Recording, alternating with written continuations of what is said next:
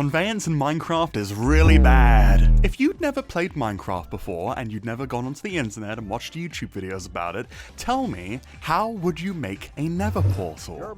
Like, how would you figure out how to make a nether portal? Ruined portals barely get the idea across. If you're clever, after having seen enough of them, you might infer that you have to make a finished 2x3 frame, but I think there's even less room to infer that you can't use crying obsidian in it, even though the majority of ruined nether portals have crying obsidian in the design. No though, it's a lore block.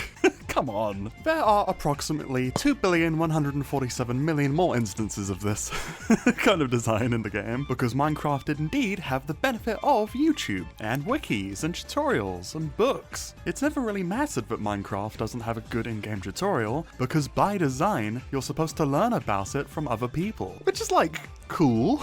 I think there's something to be said about a game that purely thrives off of cultural osmosis. That's kind of cool. But you know when it's not cool? When you have to download mods, and the only way to learn about those mods is through wikis or in-game encyclopedias. Ugh. I don't want to have to study for the bar exam before playing your mod. Most problematic of all though is when the mods or data packs in question fundamentally change the progression of the game, like my Resurvival mod pack. In vanilla Minecraft, you mine cobblestone and make a stone pickaxe with it. In Resurvival, however, you have to get flint instead. Now there are ways you can already convey this information, just kind of cumbersomely. There is an advancements page, which kind of acts like achievements and gives you little tidbits of information as you're going along, but it's very out the way. It's in the pause menu, or assigned to a keybind you're never gonna press, and there's really no space or impetus to put useful information here. It should really just be reserved for cute little challenges. A friend and I did develop a mod a while ago that allows you to give everything descriptions. No way. So you can learn about new blocks and items as they come and at your leisure,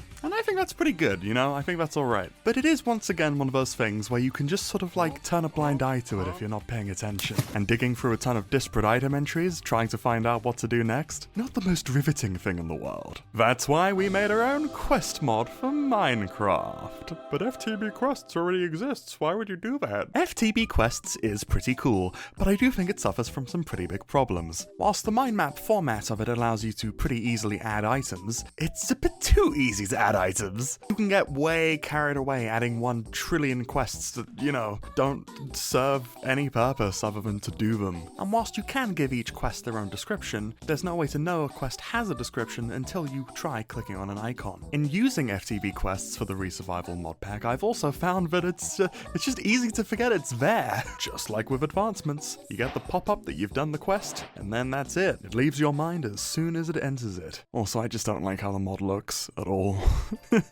This doesn't feel like Minecraft to me. And you can't customize it either. You're stuck with this blue-grey grid background. I designed Questlog to address all these problems. Questlog quests are written with data packs instead, which in of itself I feel like really incentivizes you to think ahead about what quests you want to write before you go and put all that effort into writing them. Instead of icon bubbles strewn about a grid map, quests come in a list, in a log, if you will, with both an icon and a description, of which clicking on any of them will take you to that quest's description page. Said description page can also have its texture completely customized via resource pack, as can every quest's host too, so you can tailor your questlog's aesthetic to your modpack's exact specifications. Best of all though, in my opinion, is that you can make it so quests pop up in the player's face when they're triggered, meaning they cannot ignore them. Most useful of all for stuff like progression changes. Oh, and also we've affixed a button to the survival inventory, so you can access the quest log at any time. Tying that stuff to in-game items is stupid. We have a functioning data pack generator for the mod, in addition to both Forge and Fabric versions for 1.20.1 and a Forge version for 1.19.2. If you want to see the mod in practice right now, check out the Resurvival Breezed mod pack, all linked in the description. And if you want to learn how data packs work generally, check out this video here.